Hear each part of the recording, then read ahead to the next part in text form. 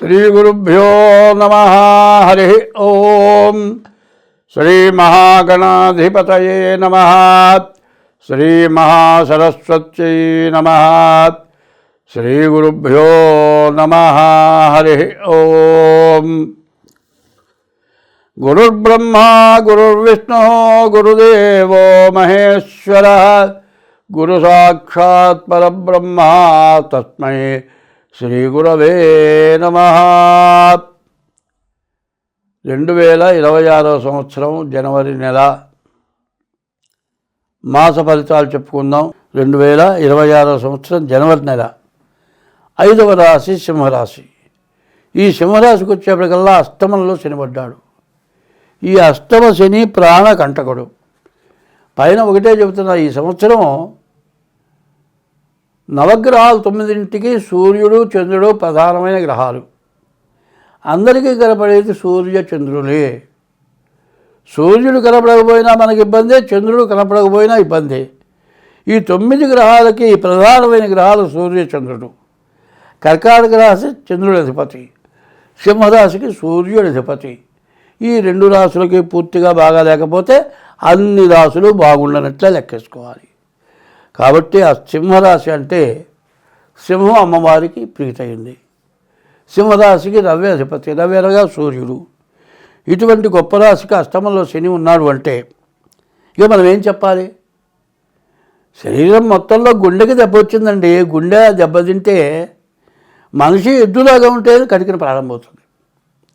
అట్లాంటి దుస్థితి ఏర్పడ్డది. కాబట్టి ఈ రాశి వాళ్ళకి శుక్రుడు ఒక్కడు తప్పితే ఏ గ్రహం బాగాలేదు.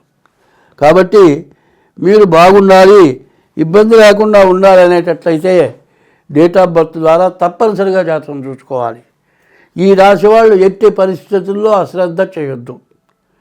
మేషం, వృషభం, మిథునం 3 రాశులు చెప్పా, కానీ 4వ రాశి పూర్తిగా క్రిటికల్గా ఉంది. వెంటనే ఇది ఎవరైతే వింటారో వాళ్ళు డేట్ ఆఫ్ బర్త్ ద్వారా కానీ, లేకపోతే డేట్ ఆఫ్ బర్త్ లేకపోతే హస్త సాముద్రిక ద్వారా కానీ మీ జాతకం చూపించుకొని ఆ దోషాలు ఏమిటో తెలుసుకొని దానికి తగిన ఉపశమనం చేసుకుంటే, సంపాదించకపోతే మన ఉన్నది పోగొట్టుకోకుండా ఉండాలి. మొత్తం పోతే ఉంది కేర్ ఆఫ్ ప్లాట్ఫారం. ఆ పరిస్థితికి రావాలా, జాగ్రత్త పడాలా అనే దాని గురించి నేను చెబుతున్నా. నేనేదో చెప్పాను, అశ్రద్ధ చేయొద్దు. మీరు వెంటనే జాగ్రత్త పడండి. దీనికి ముందుగా అసలు 2025 నుంచి 28 వరకు కూడా ఏ గ్రహస్థితులు కూడా బాగాలేవు. గ్రహస్థితులు బాగా లేనప్పుడు మనం ఎప్పుడు కూడా జాగ్రత్త తీసుకోవాల్సిన అవసరం ఉంది. ఎందుకంటే జ్యోతిష్యం దేనికనే తెలుసుకోండి. ముందు నీ గ్రహస్థితి బాగుండకపోతే దానికి గ్రహాల యొక్క దోషాలు చెప్పి శాంతి చేయిస్తున్నాం, కానీ మీ బాధలు పోవట్లేదు. కారణం ఏంటి?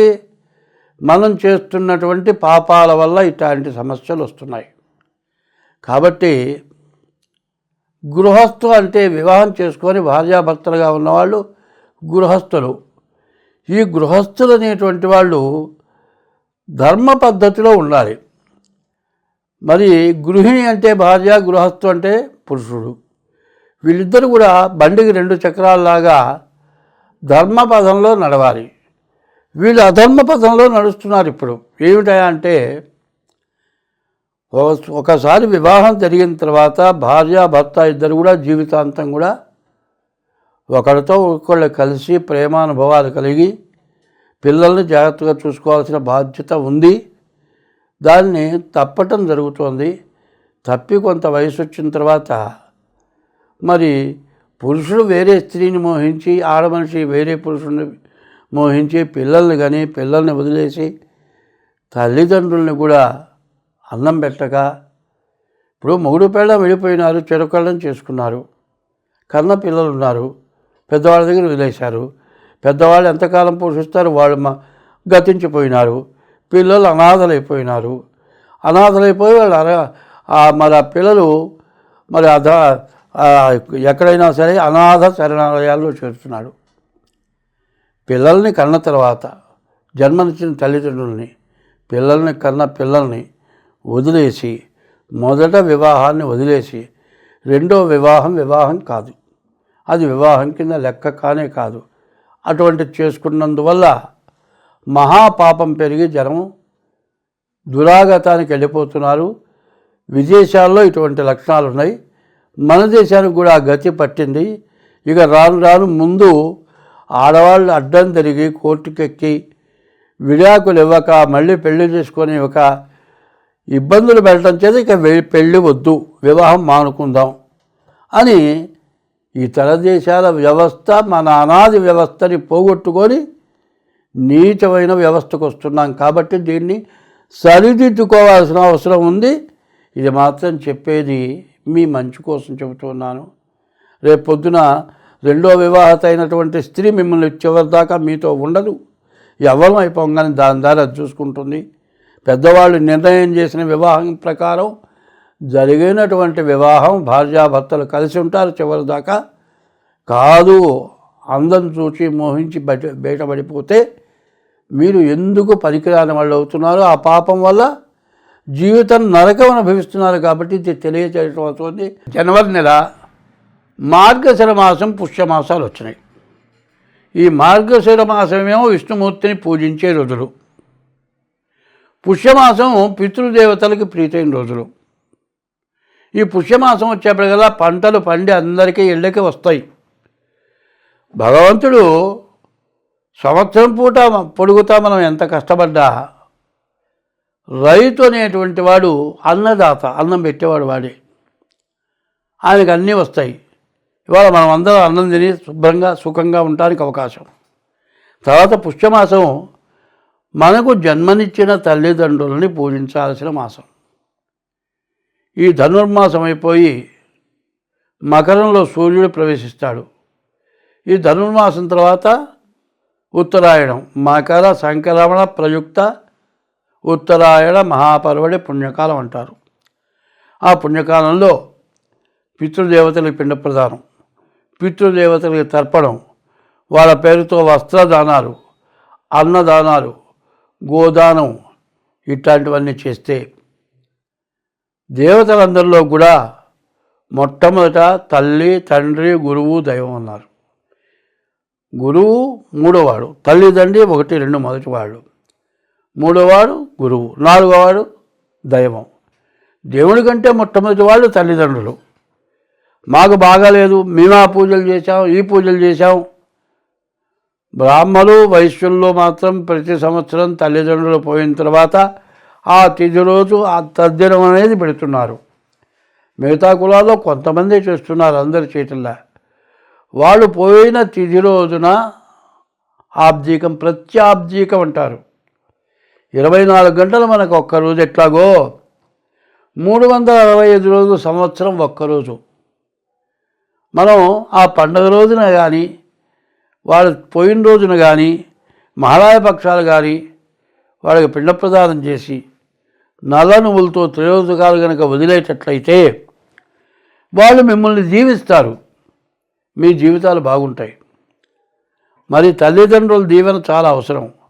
జీవితో వాక్యకరణం ప్రత్యబ్దం భూరి భోజనం గయాయాం పిండదానత్య తిరిభి పుత్రస్య పుత్రతః అని తల్లిదండ్రులు చెప్పినట్లుగా వింటాం.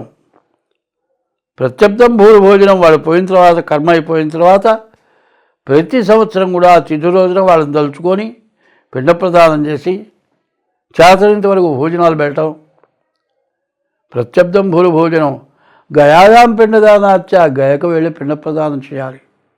త్రిభి పుత్రస్య పుత్రతః, జన్మనిచ్చిన తల్లిదండ్రులకు రుణం తీర్చుకోవాలంటే ఇవి చేయాలి.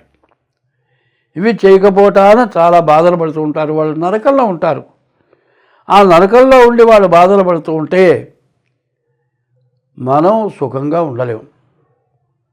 వాళ్ళు నరకం నుంచి మోక్షాన్ని పొందాలి అంటే మరి గో సంరక్షణ సంఘంలో గరుకురాయి అంటారు, అదన్నా వెయ్యాలి. ప్రతి సంవత్సరం ఆబ్జికం పెట్టాలి. అది తిథి తెలియనప్పుడు కనీసం సంక్రాంతి పండుగ రోజు వాళ్ళ పేరుతో ఏదైనా చేయాలి. అట్లా ఎవరైతే చేస్తారో అన్ని విధాలా బాగుంటారు. ధనుర్మాసంలో ఎవరైనా మరణిస్తే, మార్గశిర మాసంలో ఎవరైనా మరణిస్తే విష్ణు ద్వారాలు తెరిచి ఉంటాయిట, మోక్షం కలుగుతుందిట. మరి అటువంటి మోక్షం కలిగేటువంటి మార్గశిర మాసం మనిషికి మార్గాన్ని చూపించేది మార్గశిర మాసం. మరి 12 నెలల్లో 9వ నెల మార్గశిర మాసం. ఈ 9 సంఖ్య చాలా విశేషమైంది. మనిషికి నవరంధ్రాలు ఉన్నాయి, నవగ్రహాలు ఉన్నాయి. 9 సంఖ్య చాలా విశేషమైంది. ఆ 9 సంఖ్య ఎట్లా ఉంటుందంటే 9 2 18 వచ్చింది, 8 1 9, 9 3 27 వచ్చింది, 27 2 7 9. ఇట్లా ఈ 9 విశేషమైంది. మార్గశిర మాసం పుష్యమాసం. మనం ఎన్ని పాపాలన్నా పోగొట్టుకుంటానికి అవకాశమైన మాసం. ఈ మాసంలో మీరు చెప్పింది చేయండి, అన్ని విధాలా బాగుంటాం. స్వస్తి.